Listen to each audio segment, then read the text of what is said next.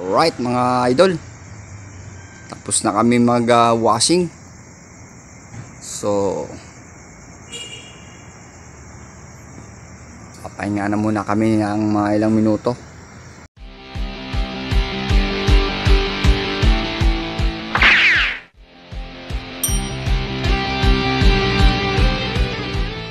Alright mga idol, tapos na kami mag washing.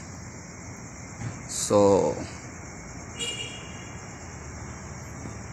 papahinga na muna kami ng mga ilang minuto. Washing area kami. Right, ito yung aming pinapasokang company. Ito lang yan sa Alamba. Yan, kabady ko, ayan o. Partner ko yan.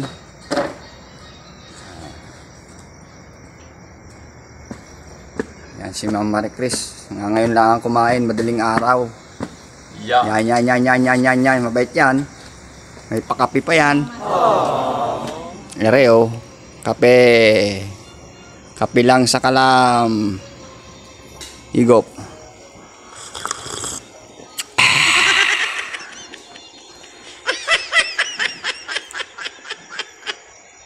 A few moments later. Alright. Relax muna kami ng konti. At tapos na kami sa aming gawain.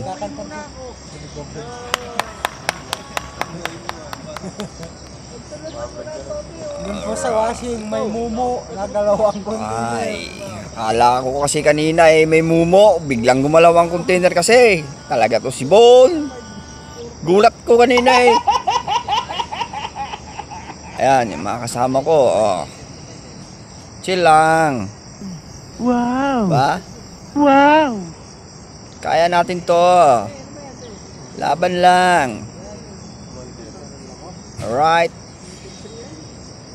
Salamat.